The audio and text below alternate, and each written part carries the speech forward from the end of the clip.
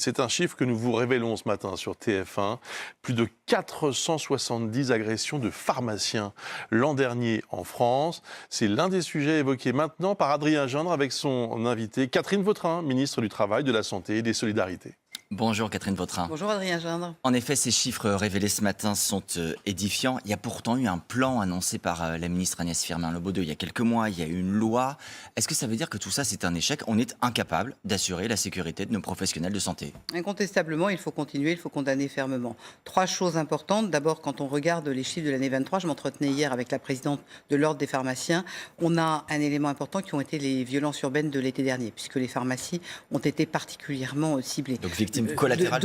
Deuxième élément, c'est très clairement les vols. Et troisième élément, les agressions physiques, notamment avec des médicaments qui ne sont pas délivrés parce que ce sont des fausses ordonnances ou des renouvellements d'ordonnances qui n'ont pas été faits. Mais comment on peut mettre fin à on toutes ces doit violences protéger incontestablement les pharmaciens et on doit condamner les auteurs de violences, comme on doit d'ailleurs condamner toutes les violences vis-à-vis des professions de santé. Je pense au brancardier qui a été attaqué sauvagement dimanche. C'est la même chose. C'est condamné, c'est inacceptable. Donc la réponse, elle est judiciaire. Elle est bien sûr judiciaire, avec des condamnations très fermes pour les auteurs de ces violences. On va venir à ce qui va faire votre matinée, un moment très important au Conseil des ministres. Dans moins de 2 heures, vous présentez le projet de loi dit relatif à l'accompagnement des malades et de la fin de vie. C'est ce qui va introduire l'aide à mourir qu'avait annoncé le chef de l'État il y a quelques semaines. Ce sera examiné à l'Assemblée à partir du 27 mai.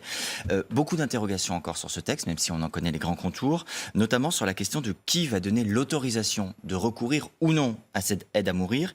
Est-ce que vous nous confirmez, comme on a pu le dire, que cette autorisation sera bien donnée par un seul professionnel?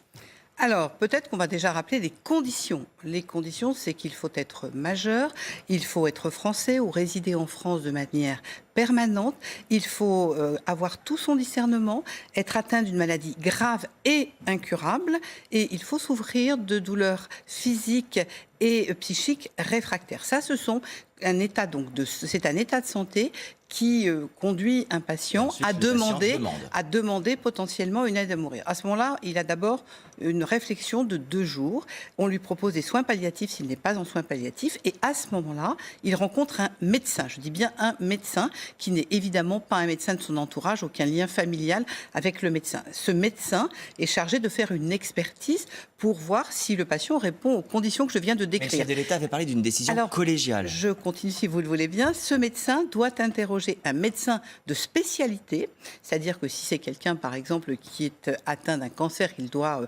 interroger un médecin de spécialité et il doit également interroger un paramédical, parce que le paramédical, c'est celui qui voit le patient régulièrement dans le cadre des soins. Juste pour être sûr de bien comprendre ce que vous nous dites donc il y a bien un médecin qui prend la décision, mais il s'entretient avant de prendre cette décision avec les 2 professionnels. Tout à fait, avec les 2 professionnels que je viens de citer, qui sont précisément cités dans le texte de loi. Et ensuite, c'est le médecin qui rend son avis. Et qui est donc comptable à la fin seul de la décision.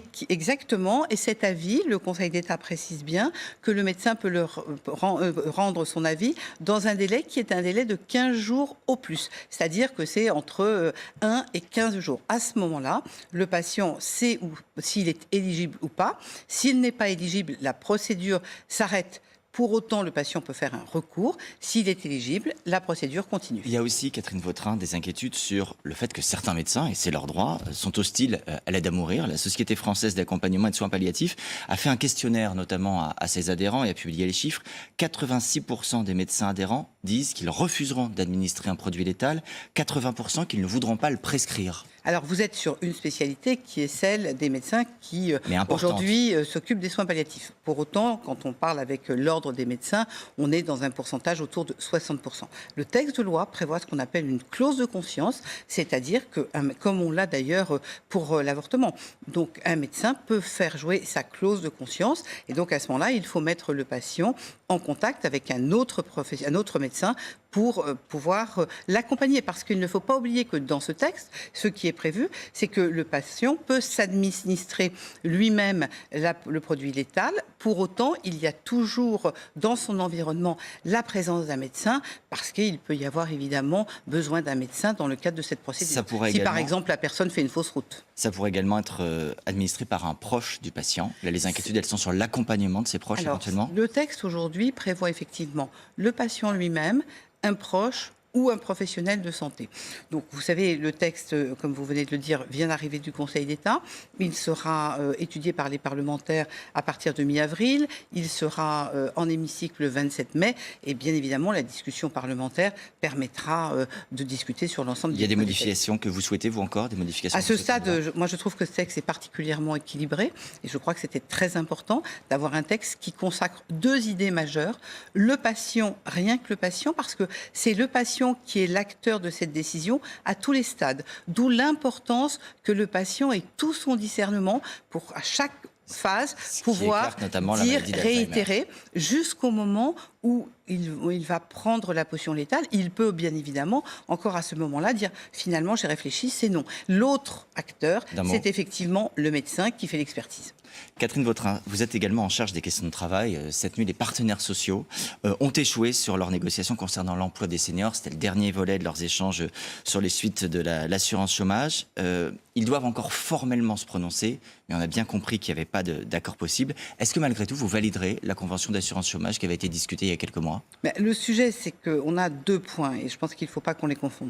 Ce qui s'est passé cette nuit, ça s'est fini aux alentours de 3 heures du matin, donc nous n'avons pas encore tous les éléments et rien n'est, l'accord en tant que tel n'est pas encore formulé, donc je reste prudente, même si comme vous, je pense que nous sommes plus près d'un non-accord que près d'un accord.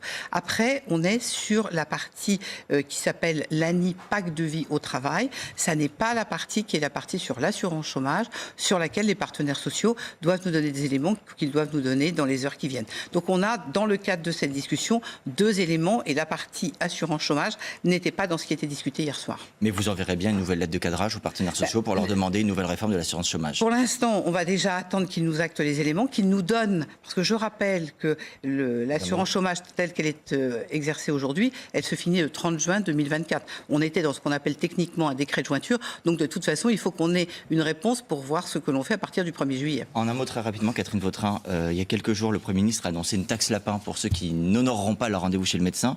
Doctolib, qui est la principale plateforme de rendez-vous en ligne, dit « Pour nous, l'empreinte bancaire obligatoire sera un énorme frein à l'accès aux soins ». En clair, c'est non pour eux. Alors, il y a eu des échanges avec Doctolib, et notamment entre Matignon et Doctolib. Aujourd'hui, on est sur la mise en place. Ce qu'il faut retenir et ce qu'on cherche à faire, c'est à responsabiliser. Il y a 27 millions de consultations qui ne sont aujourd'hui pas honorées. C'est du gaspillage, c'est du manque de respect. Chacun doit se responsabiliser et on va travailler pour trouver les voies et les moyens. Et donc, vous travaillerez encore avec Doctolib, on le comprend. Merci beaucoup, Catherine Vautrin, d'avoir été sur TF1 ce matin. La suite, c'est avec vous, Bruce.